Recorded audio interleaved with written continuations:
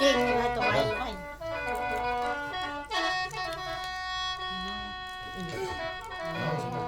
โอ้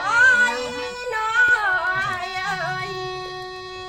น้องนี่เดียวเบิ่งอายนายมันกูเอ้ยเป็นงานเป็นน้อยอามดังเส้นผมดำเจ้าเร่อายเอ้ยแทบไม่ได้จังเป็นงามแต่น้อยเบิ่งหมอลำเอ้ยงามทั้งลำผมรู้ว่าเจ้าเร่ โม่หลายก็เป็นน่ะเอาแล้วเนี่ยหลายงามนั่งตัวคนอายแก่นได้เป็นหัวน้องอันทางลาก็มีแห่งลำเด้อาย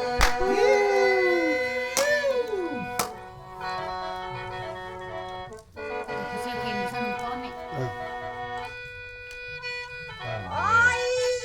น้อยเอ้ยน้องบ่ดันลืมใจเบาเน้อบ้านน้องเป็นแม่หางต้นที่น้องบ่ได้ขับไล่บัวนี้เน้อว่าของน้องนี่ไปเอาแม่หน่อยอยู่บ้านหาผู้เวียงผู้ใดอยู่ไหน เอาความจริงแล้ว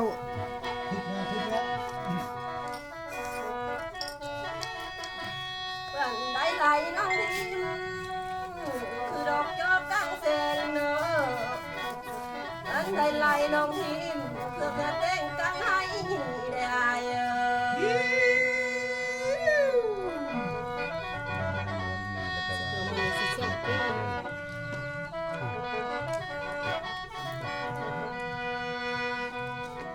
โอ้ยน้อยเอ้ยไอ้บ่ตีสะน้องนี่บ่บ้านน้องเป็นแม่ฮักนี่บ่เอ้ยอีกว่านางปากปอยนี่บ่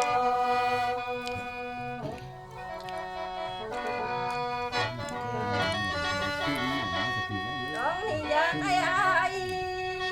น่ามาเป็นผัวน้องเด้ใจเอ้ย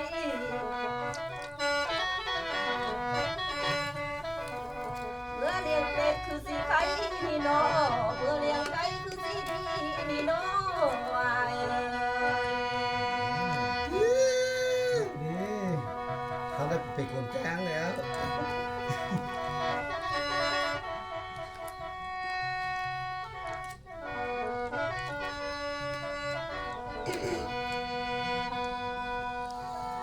โอ้ยน้อยเอ้ยน้องนี่เลี้ยวเบิ่งอายน้อยเอ้ยโดนขิงอายจังแม่งามแต่เด้ วันยองหลายเทื่อแต่ว่าสิได้เอาแท้บ่วันนี้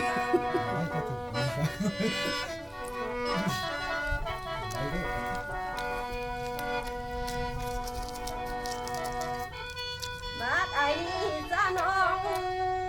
ไอ้ต้นน้องน้องนี่อยู่แนวใดน้อยเอ้ยนอนหลับฝันเห็นหน้าได้เนอมึนตาหมายใต้แต่ผู้อื่นนายเอ้ย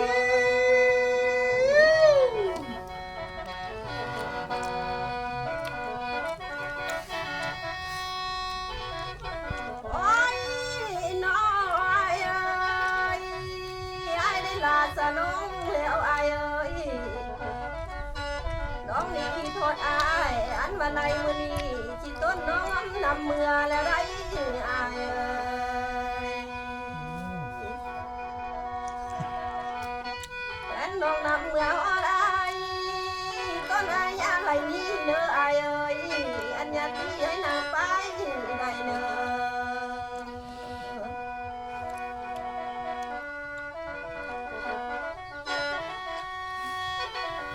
เห็นน้องนี้ที่ลายเป็นแม่ไม้แม่หาง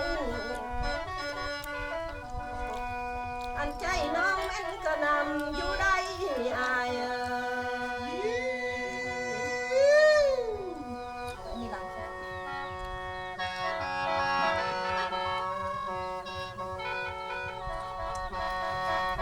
แค่น้ำใจ อ้ยน้องน้องเอ้ยต้นที่น้องสิจ้างยกจ้างยองแต่น้องสาวหมอลำโอ้ยน้องบ้าหยัดดินายัดตั้งทรงตั้งเสื้อแต่บ่หอมตั้งเนื้อเป็นไข่แต่บ่บ่าวใส่ลำมาเอาคนอยู่ใกล้น้องปัจจัยบ่พร้อมยังเบาอินดอกหน้างานแต่ปินปากเบาสิที่อายผู้นั่งลำนี่นาลานา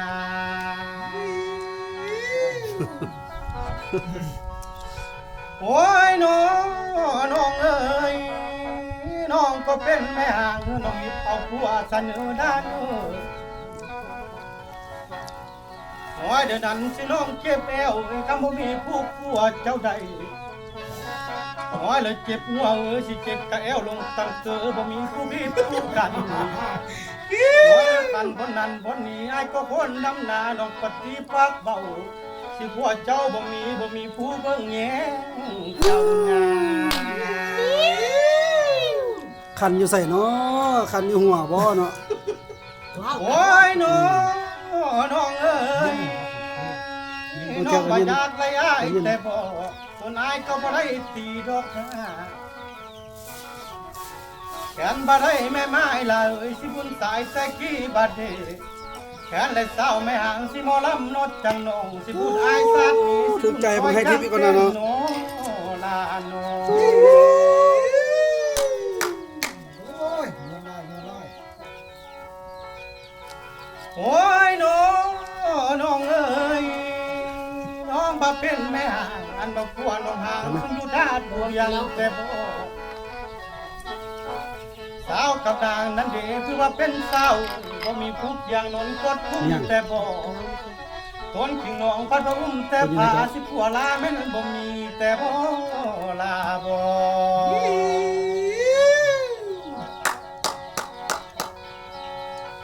โอ้ยน้อง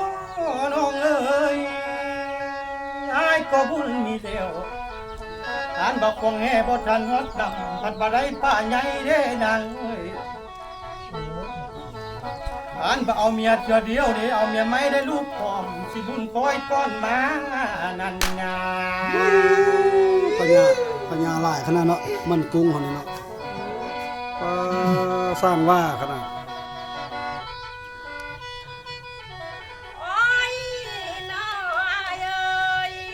มันก็แม่นแต่แล้วเอาแม่หางคือน้องไอ้ตึกเบ็ดได้ป้าใครได้เนอ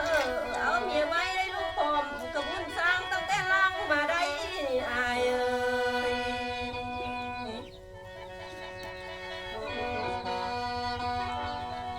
โอ้ยน้อยเอ้ยยายได้บอกกับน้อง โคตรสมอง บอก สา น้อง ว พี่อันเอาผัวซะแม่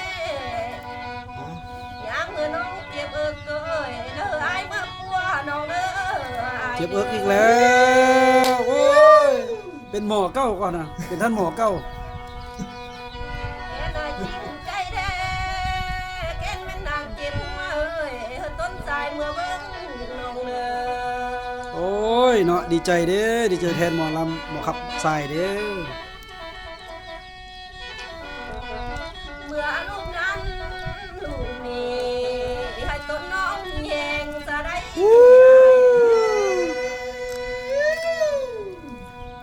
ปล่อยมันถึกจุดเด้อ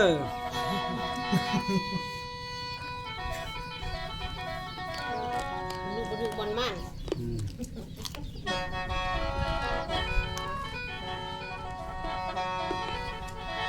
โอ้ยน้องเอ้ยเศร้าคำยังจะได้คนเน้อนางการบ่าวอายเป็นผัวนี่สิต้นอายบ่หูยาเจ้าหน้านางเอ้ยอายเลยฟังเศร้าคำนางจะยังคนในมือการบ่าวใส่ลำเลยเป็นผัวเอ้ยการบ่บ่หูของสะดี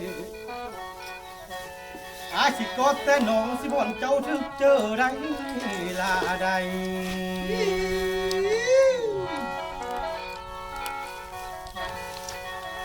โอ้ยน้องเอ้ยอันนี้แล้วนางเอ้ย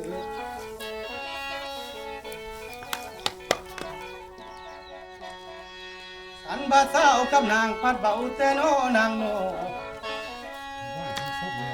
อันบัดต้นคิงน้องปัดละคนดาดียานบ่มีว่าเด้พวกแยงนั้นบ่นางโบสาวคำนางแต่กี้ก็เป็นมีพวกแพงอยู่หน้ามีผู้แยงอยู่บอนอยู่เดสาวคำนางปัดว่าเบาจริงแต่ปัจจุบันนี้สิผัวสู้สอนสินอนกิ้งแม่นบ่มีบ่ลาบ่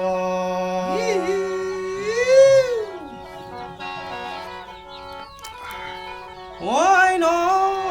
งเอ้ยกันบ่หูแต่ขี้ได้ดังกันบ่ส่งไปข้างกันบ่ต้นนั่นนี่สิเบอเพื่อลูกเราได้กันบ่หูแต่ขี้เลยสาวหมอลำสิบ่อนจุกสิบ่าวหมอลำเบอเพื่อต้องดอกมือ ไม่หรอก กันบ่หูแต่ขี้บาดสิกายขนองตั้งคืนกันบ่ก้องสะบือหลายกระตุ้นอายเบอเพื่อจำได้ลาใด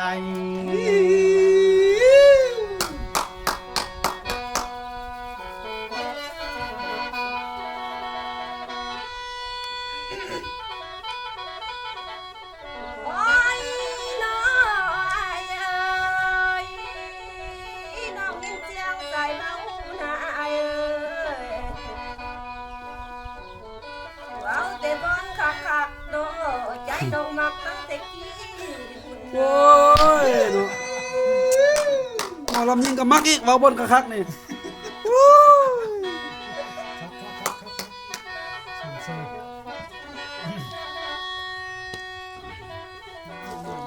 แค่ไหนเราจริงแท้เลยไอ้เมื่อคำเบิ่งแม่ไอ้ มาเด้อมาคำมึงเด้อ ใจลงตอนเลย ยัง น้องแท้โอ้โห โอ้ยน้อยเอ้ยแค่มาเป็นจังสันไอ้เอ้ยไอ้สิเมื่อเราบ่เมื่อนำนางนะที่เมื่อนอนลองเบิ่งวายบ่เลิกอันเย็นดังน้ำ เดี๋ยวซุ เสื ป อ ผส ว่าม มั กัน น ยังไฟ ซุปกัน แต่บ่อายเอ้ย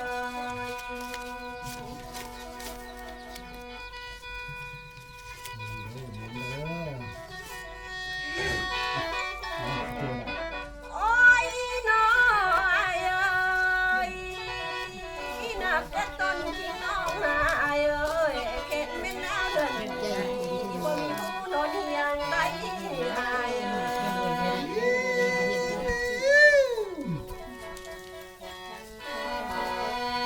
อันว่าสาวหมอลำนี่นะอันว่าหนาวเดินเจียงเลยบ่มีผู้นอนก็ได้เด้อ คุกเลย นอนก็นอนมันบ่นิ่มบ่คือซ้อนก็ใจได้อายเอ้ย โอ้ขลาย โอ้ยน้องเอ้ยสาวกำนางปัดเบาแต่โน สนไม่ได้ครับ อันบาบอนนึงนั้นสิหัวคำบ่มีเพ้อมาดุแต่บ่อันบาเลิกก็เลิกบาแล้วคันบาไกลสิลุงสิบอนตักบ่มีเพื่อต้องแต่บ่มีแต่ยองเฮ็ดสาวนั้นสิผัวซ้อนแม่นบ่ทันมีแต่บ่ลาบ่ มันคุ้มเด้อยิ่งย่างได้เลย โอ้ยน้องละเอ้ยยำเอ้ยกันมาหนาวเดือนหนึงนั่นอยากได้น้องมาคองเบิ่ง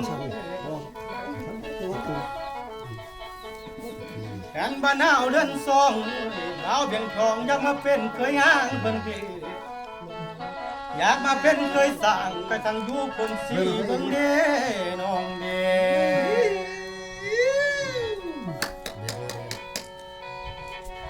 อันบัดแต่ลำมือลาเอ้ยไอ้นี่ก็แต่มอนได้เนื้อนางเอ้ยอันบัดแต่ลำมือสินวนแต่บอนดอกนา เฮ้ยอะไรตัวกี้เลย อ อันบ่มีเมียสินอนแป้งเดือใดบ่มีเมียยังนอนซ้อนดอกใดอันนี้อยู่อ่อนตอนสิเมียซ้อนก็บ่มีได้ลาใด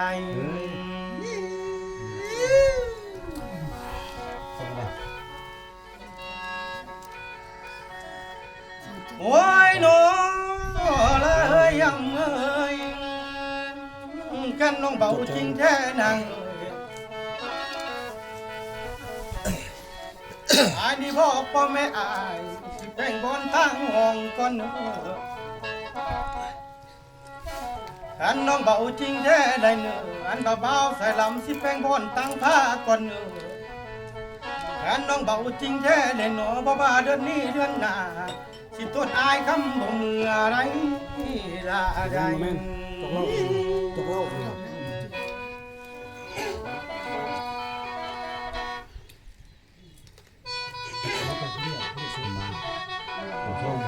โอ้ยน้อยเอ้ยแค่ไหนเว้าจริงเด้เขียนภาษากับมนเลยสาวหมอลำเจียงดาแนวเนื้อ ป้าปิ๊กละบัดนี้ เห็นมาพาเล่มูน้องเกียงไทยเรียงทองคุณเด้ยายเอ้ย เพิ่นอยู่บ้านเดียวกันซะบ่เนาะ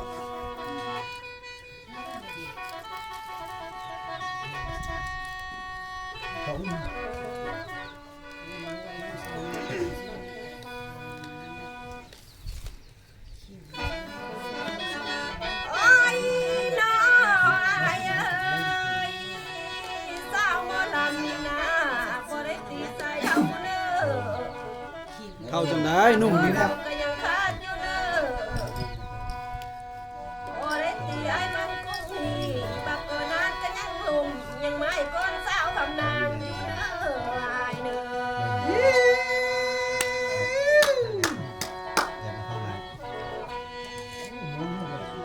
เอาลงรูปเลยลงรูปหมด โอ้ยน้อยเอ้ยแค่ไหนเราจังกันแต่นี่สร้างบ่อลมยังไม่เข้าดอกนาได้อายเอ้ยอายยิงป้าบ่ตายเอ้ยยังไม่มาดอดกลางนี่โนอายอย่าตัวได้เนอสาวแม่ไม้แม่หางคือน้องน้อยเงินอาลีจำได้อายเอ้ย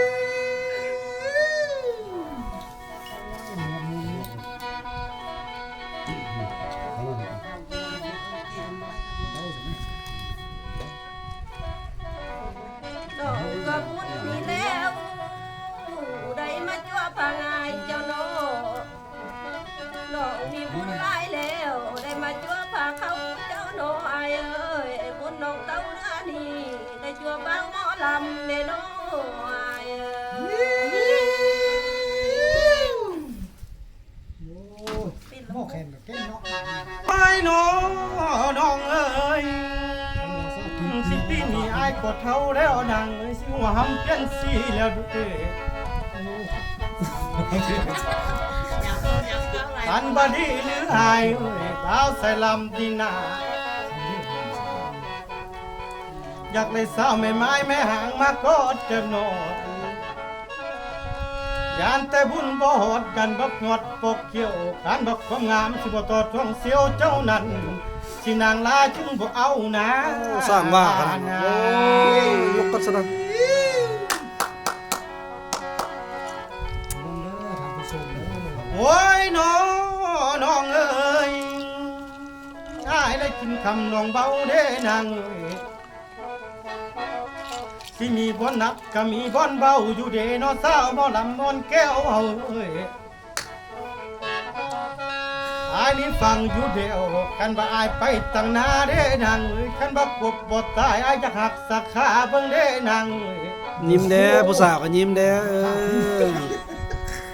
แขนบักเก็ดฟ้าบ่ตายเอ้ยอยากฮอดสะกางเบิ่งเด้ ป้า กันบัดจวบแม่หางสิเป็นหมอลำจะกอดคอลมเป็นบ่ลาบ่ เฮ็ดแต่มันได้เด้อ โอ้ยน้อ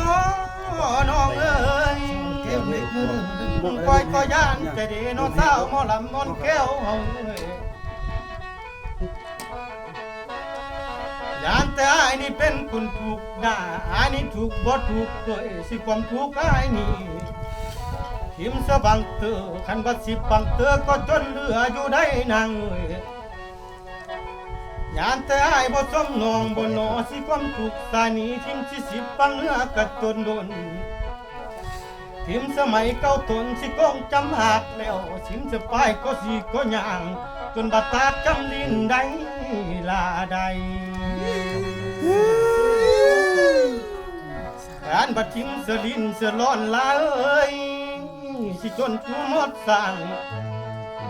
การบัดสาวคำนางสิบ่เป็นเมียพาสร้างเสืออายุเดียวเด้อได้ลาใด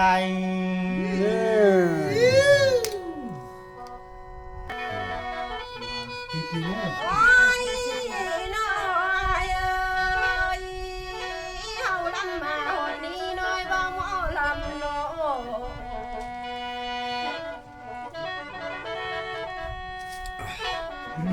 คอยลากันเด้อ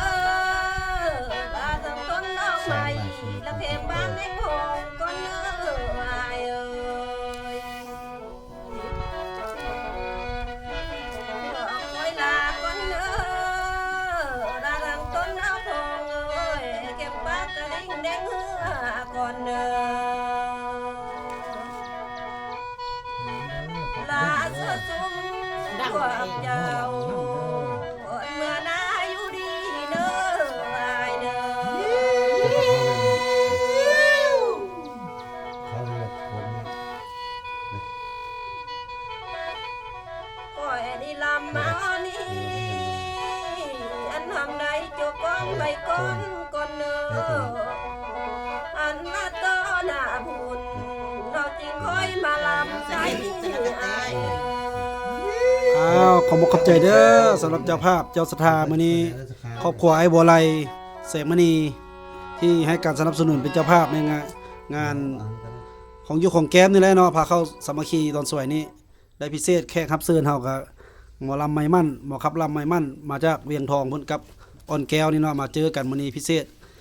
ม่วนๆหลายมื้อนี้กดไลค์กดแชร์ให้เด้อบ๊ายบายพบกันในคลิปหน้าเด้อ อ่า